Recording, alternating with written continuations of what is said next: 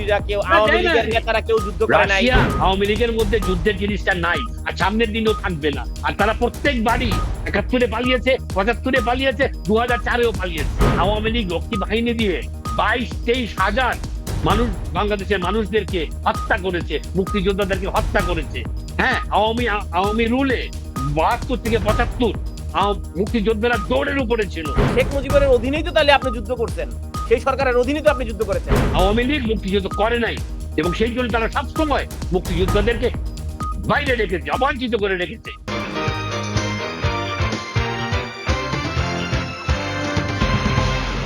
আমরা একটা ঐতিহাসিক বিষয় নিয়ে আলোচনা করছি, আপনি যদি আমার মাঝে মাঝে প্রশ্ন নেন, আপনাকে দরকার হলে আমি সারা রাত ধরে প্রশ্ন করব, আপনি উত্তর দিতে পারবেন, আপনাকে যথেষ্ট আমি সময় দিব।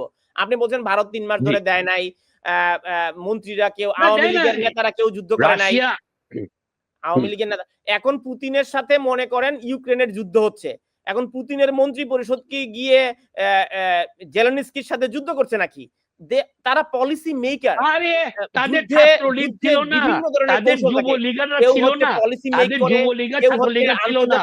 আমাদের আমি সব ক্যাম্পে ঘুরেছি, দেখেছি ওরা কোনো যুদ্ধ করে নাই, ওরা অর্গানাইজার হয়েছে এবং ওরা থেকেছে।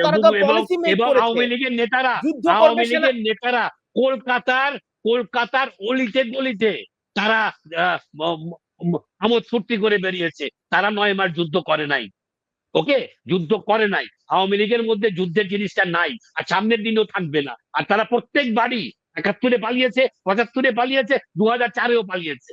ওকে, আওয়ামী লীগ নিয়ে আমার সাথে আপনি ইয়ে করতে আসবেন না। তার কারণ হচ্ছে গিয়ে আওয়ামী লীগ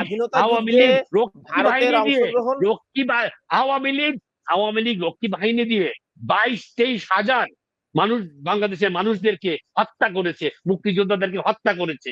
হ্যাঁ, আওয়ামী রুলে ৭২ থেকে ৭৫ মুক্তিযোদ্ধারা দৌড়ের উপরে ছিল, কারণ তারা যুদ্ধ করে নাই। এই যুদ্ধ করাটাই ছিল আমাদের জন্য দোষ, আর তারা যুদ্ধ করে নাই, সেই জন্য একটা ইনফেরিটি কমপ্লেক্সে তারা ভুগত, এবং মুক্তিযুদ্ধকে তারা কুক্ষিগত করে ইউজ করে আমাদের উপর এই প্রথমে ৩ বছর ৭২ থেকে ৭৫, আর যারা পরবর্তী জন্মের আপনারা যে এরকম, আপনারা পরবর্তীকালের যারা দেখেন নাই, তারা আবার এই ২০১৪ থেকে ২০২৪ এই হাসিনার রুল আপনারা দেখেছেন। এই ঠিক এই একইভাবে তারা আমাদের উপর দমন পীড়ন চালিয়েছে। একটা মুক্তিযোদ্ধাদেরকে ধরা হলে থানায় নিয়ে গিয়ে মুক্তিযোদ্ধা হিসেবে তাকে বেশি পেটানো হতো, এই শালা মুক্তিযোদ্ধা, একে আরো মান।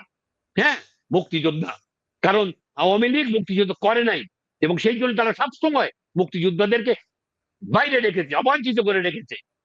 হ্যাঁ, শেষে এই ভাতার মাধ্যমে আর এটার মাধ্যমে ওটার মাধ্যমে, বিকজ ওরা মুক্তিযুদ্ধকে বিক্রি করে, হ্যাঁ, চলেছে মুক্তিযুদ্ধের পক্ষে সরকার, আর বাণিজ্যে মুক্তিযুদ্ধের বিপক্ষে সরকার। হ্যাঁ, শেখ মুজিবুর রহমান যে পালিয়ে গেল পাকিস্তানে, সে হলো মুক্তিযুদ্ধের পক্ষের নেতা। হ্যাঁ, কি আইডেন্টিটা কোথায় যে আমরা শেখ মুজিবুর রহমানকে সামনে রেখে ৯ মাস যুদ্ধ করেছিলাম?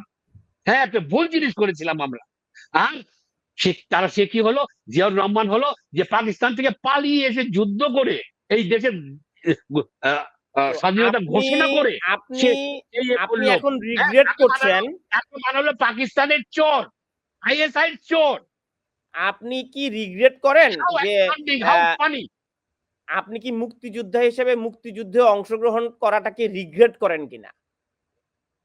মোটেও না। আমার জন্মের আজকে আমি 73 ইয়ার্স ওল্ড।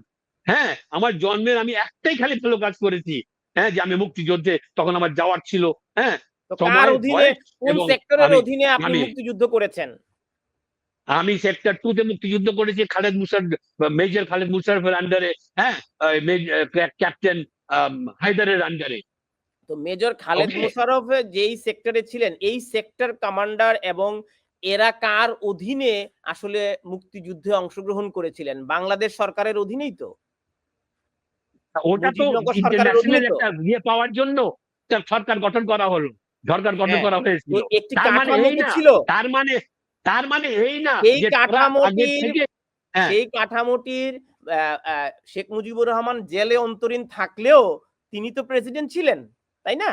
সেই কাঠামোর মধ্যে প্রেসিডেন্ট ছিলেন, তো শেখ মুজিবুরের অধীনেই তো তাহলে আপনি যুদ্ধ করছেন, সেই সরকারের অধীনে তো আপনি যুদ্ধ করেছেন। হ্যাঁ, আমি তো ওটা মেনে নিয়ে যুদ্ধ করেছি। এবং সে আসার পর, হ্যাঁ, আমরা তো এই এখনকার আমাদের এনসিপির মতন আমরা সনদ দেই নাই, আমরা এইটা ওটা দাবি করি নাই। হ্যাঁ, আমরা ওই হারুনের ভাতের হোটেলে এক বেলা কাটিয়ে আমরা বিরাট হিরো হয়ে যাই নাই। আমরা আমাদের যার যার ঘরে আমরা ফেরত গেছি, দেশ স্বাধীন হয়েছে। হ্যাঁ, আমরা একটা দেশ পেয়েছি, আমরা এই দেশের জন্য যুদ্ধ করেছি।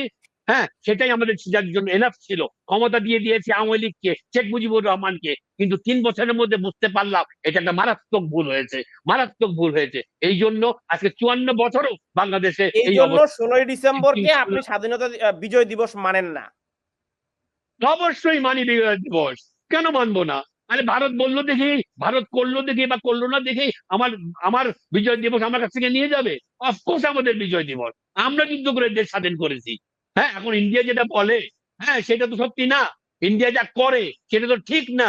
এই যে মেয়েটা বলে গেল, হুমায়রা বলে গেল এক্ষুনি, যে সে যদি ইন্ডিয়ার বাংলাদেশের প্রতি কোন রকম সম্মানবোধ থাকতো, তাহলে এখনই এই ডক্টর ইউনূসের সাথে বসে এক কথা টেবিল কথাবার্তা বলে যে কিভাবে আমরা তোমাদেরকে শেখ হাসিনাকে ফেরত দেবো, তোমরা তাদেরকে তাকে বিচার করো।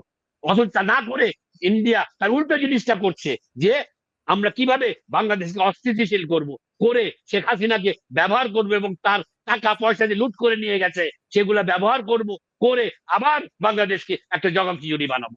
সেটা আর ইন্ডিয়ার পক্ষে সম্ভব হবে না। যদি ইন্ডিয়া এটা করতে চায়, আমি জানি ইন্ডিয়া করবে না, কারণ ইন্ডিয়ার মধ্যে অনেক বুদ্ধি মানুষ আছে, সে করবে না। তারা যদি করতে চায় তাহলে India will turn into pieces, কয়েকটা টুকরোয় তারা ভাগ হয়ে যাবে।